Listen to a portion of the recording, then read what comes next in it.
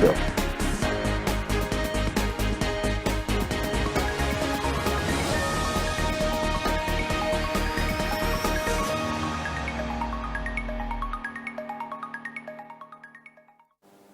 Thank you so much for staying with us. Now, the month of February will always stand out in Namibia's history, particularly the 2nd of February, when an icon and hero was born in 1961 in a small village called Oniimwandi. A dark cloud, however, fell over the nation when Abraham Iyambo took his last breath on the same date and month in 2013.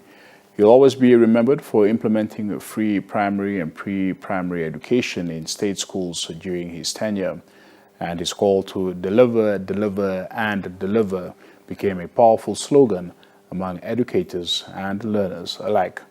Well, joining us to reflect on his remarkable journey is Hilifa Mbako. A very good day and welcome to Namibia Connects. Thank you, Mr. Firstly, I'm delighted to be here. We appreciate it, certainly. Firstly, what was your earliest encounter with the late Dr. Abraham Iyambo?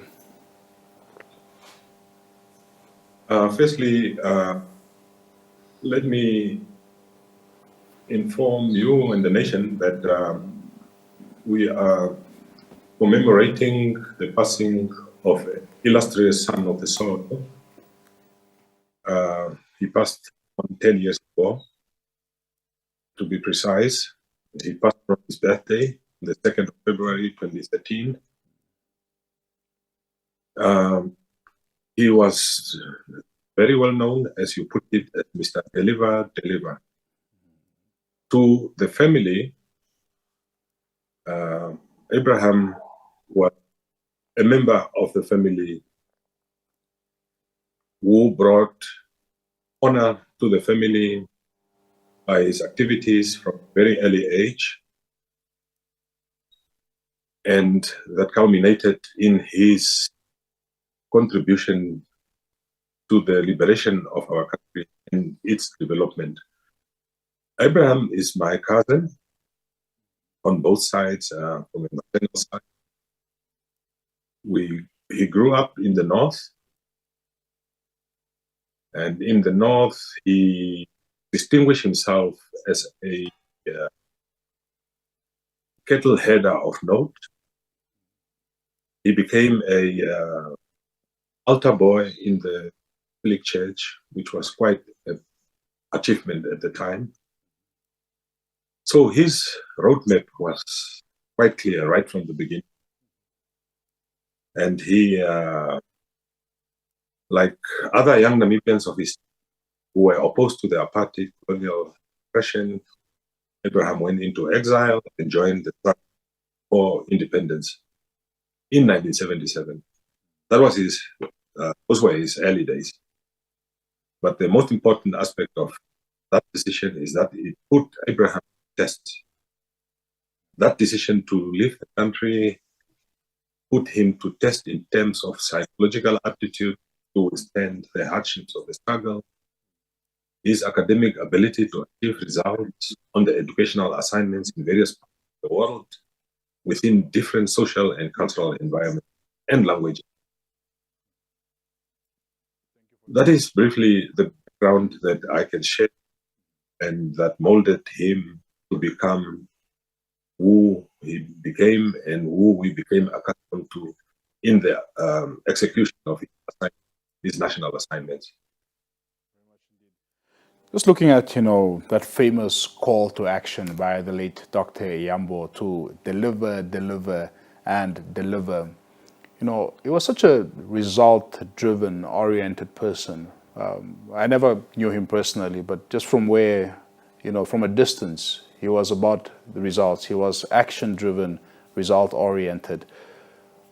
Talk to us about that persona, on a personal level, and that need to see change, to effect change.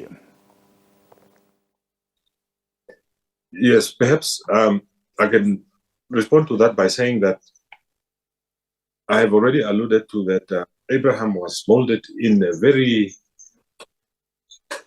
defined revolutionary spirit from a family perspective. and from a liberation movement perspective. Well, I remember that in 1989, just prior to the first elections in Namibia, Abraham was busy doing his master in the United Kingdom, and it was fashionable at the time for all students to return to Namibia and claim their part in the newly established nation. But Abraham chose to continue and complete a PhD in food science, which was quite a disciplined action. And when he returned home, eventually, he did not have a job. He continued looking for a job, waking up every morning, going to town, office to office, in government, in the private sector. He was living with me at the time in Windhoek, and it was quite a hard time for him. I'm narrating this in order to highlight the aspect of unemployment that he tasted for close to 2 years directly himself, and which became a bigger challenge for all Namibians in later years. Of course, he was recognized for his past achievements by President Sam Nujoma, the founding president, and he was appointed as a deputy minister while he was doing odd jobs at different places in town. That was quite an achievement for him, for the family, for his friends and comrades. The fact is that he understood life on the street. He understood the life of seeking employment, seeking survival. And to answer your question directly, I think that molded him into understanding what are the direct challenges of people on the street. I remember we lived in Wanahenda. Sometimes he had no taxi money to go to town and look for a job. So as someone who was considerably molded in this environment, and as I said before, from a cattle header, someone who was very committed to the church as an altar boy, he understood the pain of young people. He knew what were the challenges. He understood what needs to be done. Yep. And when he was eventually appointed to the portfolio of as Minister of Education, he had already proven himself in all the assignments that he was given by the government, that he understood what needed to be done. Certainly. And so when President Pohamba took over, he recognized this virtues in him. Subsequently, when he became a Minister of Education, he was well-rounded academically, politically,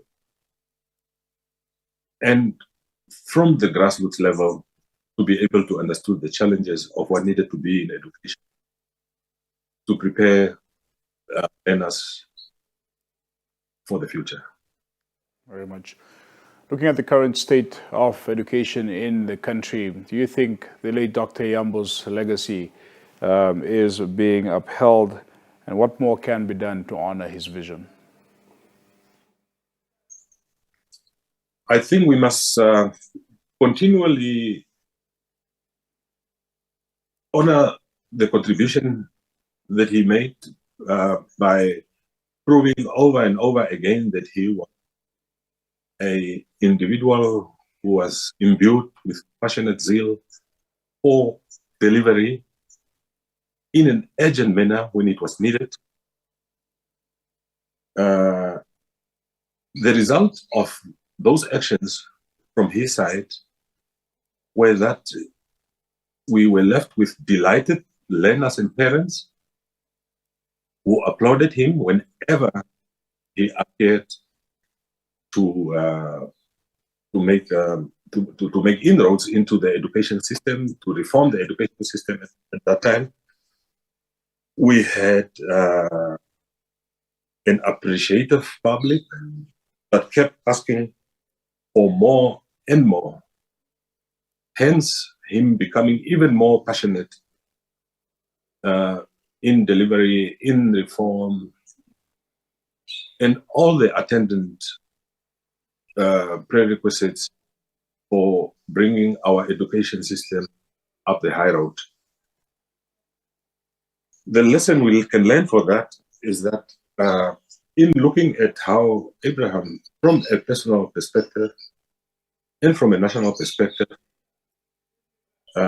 one could see that he proved that passion is derived from within.